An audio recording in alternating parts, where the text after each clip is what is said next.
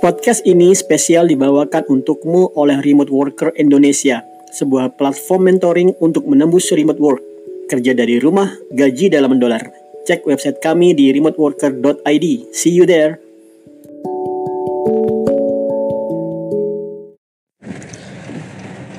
Tiba-tiba saya terpikir tentang masalah dipecat.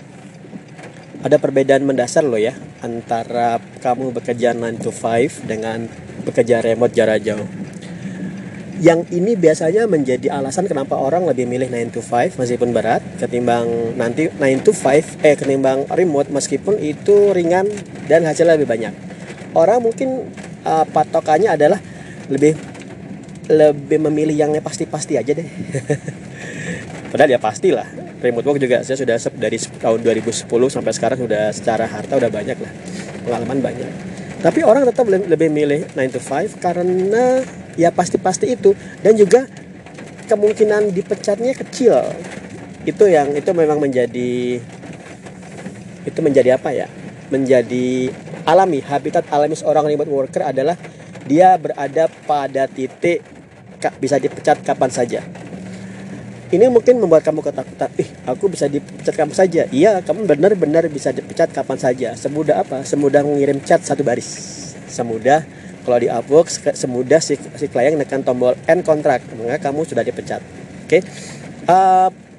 Juga kerjaan 9 to 5 itu, kalau kamu dipecat nggak semudah itu kan.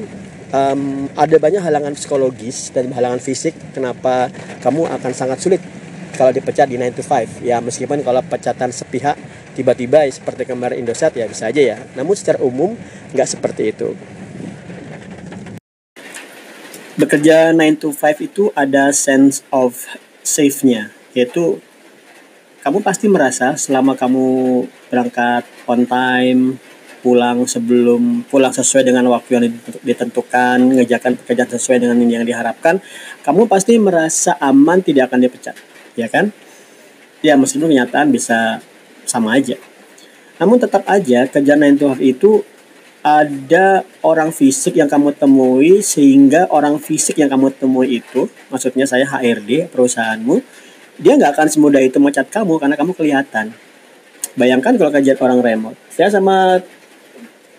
Dari sebanyak pekerjaan saya yang remote, kemungkinan saya ketemu sama orangnya secara fisik itu hanya 1 orang Australia, 2 orang Kanada, itu aja.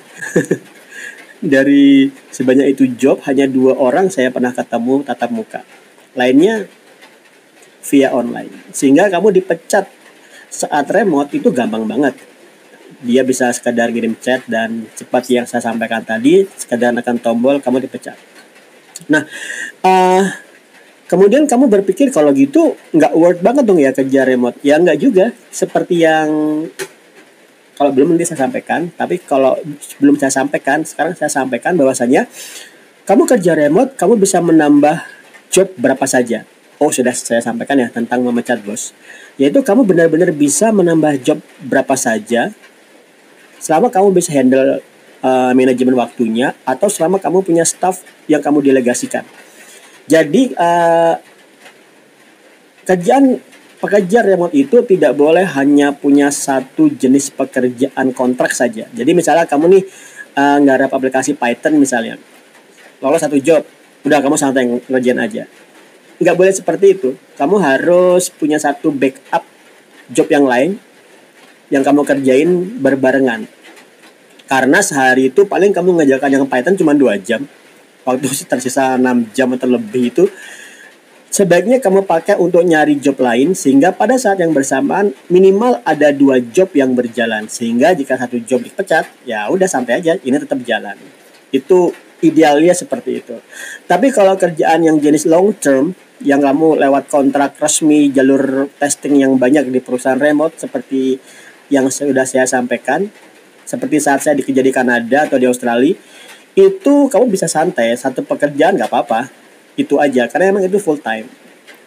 Itu kamu santai. Tapi tetap aja ya, berarti kalau pekerjaan yang long term remote, meskipun jalur dipecatnya juga sama seperti kerjaan onsite, yaitu lewat HRD dulu, kemungkinan ada PKT 1, PKT 2, SP1 dan SP2, ada juga performance evaluation dan sebagainya.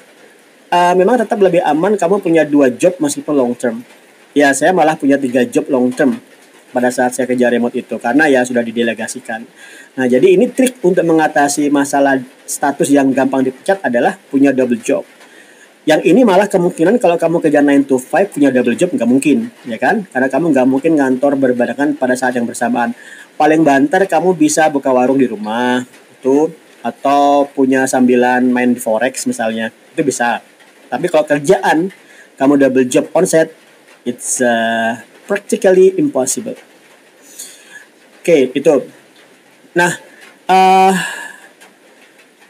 jadi teman-teman, nuansa dipecat di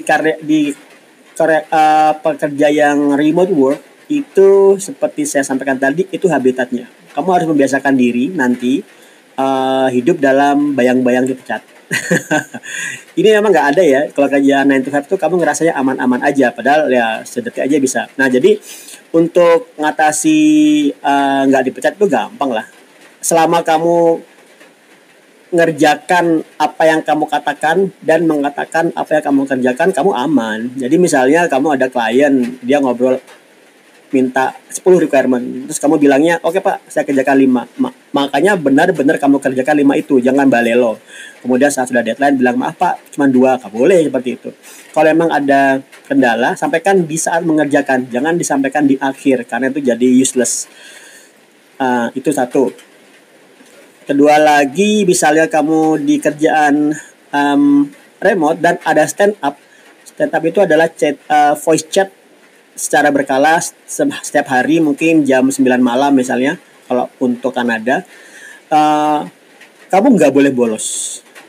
Jadi kamu nggak boleh bolos, maaf ya saya nggak bisa datang karena sakit misalnya, pusing misalnya, malas aja. Kemudian kamu besok lagi buat alasan, maaf ya aku nggak bisa datang karena ada keluarga saya sakit misalnya, seperti itu. Lama-lama ketahuan banget kok lah. Kalau kamu sering bolos dengan alasan yang dibuat-buat, ketahuan banget kok. Jadi jangan.